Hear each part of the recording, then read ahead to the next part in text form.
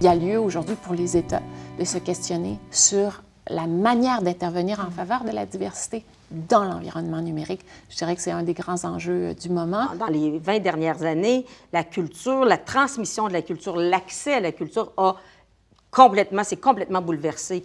Les enjeux importants que l'ensemble des milieux culturels ont vus face au numérique, c'est le fait d'être noyé dans des mers de contenu. Si je prends l'exemple de la musique, sur les services de musique en ligne comme Spotify, quand il y a 30, 40 millions de chansons dans un service comme ça, c'est de se dire, bien là, la découvrabilité, oui, nous sommes sur ce service-là, mais on est noyé dans une mer de contenu. Ça, c'est la première chose. Et l'autre, c'est les revenus qui découlent, évidemment, de ces services-là. Ils sont de plus en plus minimes. Et ça peut faire du sens pour des grosses organisations qui ont des catalogues immenses, comme les multinationales dans le domaine de la musique ou comme Disney, par exemple, dans le domaine de l'audiovisuel, qui n'est pas du tout le cas pour des entreprises nationales où on a des beaucoup plus petits catalogues, tant en audiovisuel qu'en musique, par exemple. Alors, on a des défis de financement, donc de retour sur investissement et des défis de découvrabilité.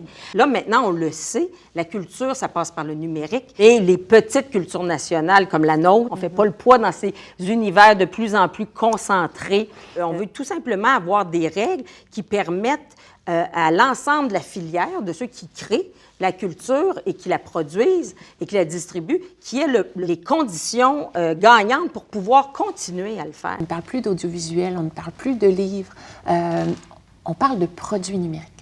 Or, il faut s'intéresser à la définition des produits numériques, puisque c'est une définition extrêmement englobante qui renvoie à tout texte, image, vidéo ou son sous encodage numérique. Évidemment, tout ce qui est production culturelle est visé par cette définition.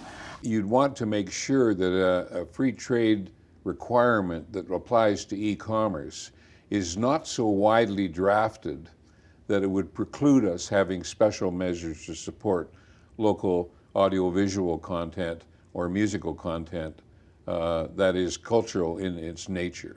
The panel of experts you were sitting on examine those agreements to make sure that the proposal to modernize the broadcasting legislative environment would be compatible with the trade agreements. Yes. No, we did look at that.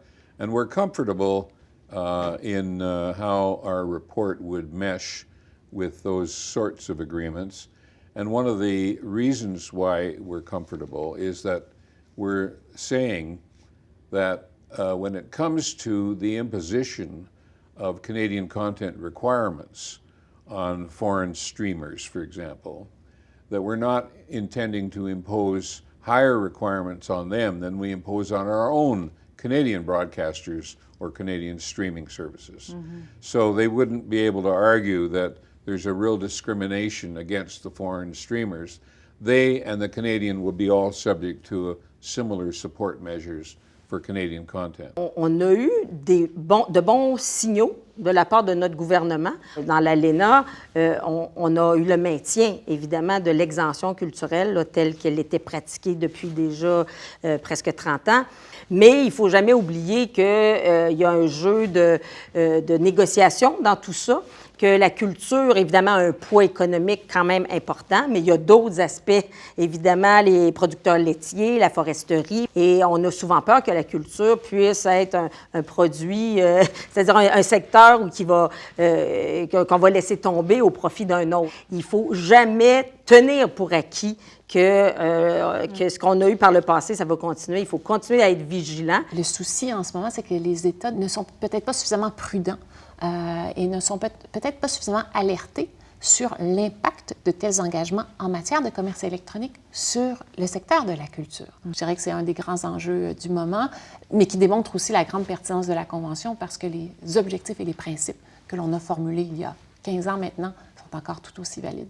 Mais si on ne prend pas les précautions qui s'imposent pour préserver ce pouvoir d'intervention comme nous l'autorise, comme on s'est reconnu ce droit dans le cadre de la Convention, à ce moment-là, nos engagements pourraient faire en sorte qu'un jour, nos politiques soient considérées comme illégale avec nos engagements commerciaux et qu'il y ait ultimement des représailles qui soient prises par nos partenaires commerciaux. Pour gagner des points à l'OMC, il va falloir pouvoir compter sur des coalitions régionales ou sectorielles ou face à des négociations qui pourraient avoir un impact important, étant donné que les États-Unis sont présents, évidemment, en force à l'OMC. Je souhaite ardemment qu'on soit capable de revenir à des négociations multilatérales, compte tenu des 145 parties à la Convention, sachant qu'il y en a 160 quelques à l'OMC, on peut espérer là, qu'il y ait une coalition considérable d'États qui se positionneront en faveur de la reconnaissance du statut particulier des biens et des services culturels dans les négociations commerciales, y compris dans le cadre d'éventuelles négociations sur le commerce électronique qui pourraient être relancées au cours des prochains mois ou des prochaines années à l'Organisation mondiale du commerce. Par ailleurs, il est clair que les pays en développement ont historiquement été moins sensibilisés à l'importance de préserver leur pouvoir d'intervention en culture et ce sont souvent eux qui ont cédé à la pression de partenaires commerciaux plus puissants et qui ont libéralisé leur secteur des industries culturelles. Alors, mon souhait, c'est qu'à travers les organes de la Convention, les mécanismes de la Convention, ils soient de plus en plus sensibilisés à l'importance de formuler des réserves, des exceptions pour protéger leur secteur aussi des industries culturelles. À suivre. Véronique Guevremont, merci beaucoup pour cette entrevue. Avec grand plaisir. Merci.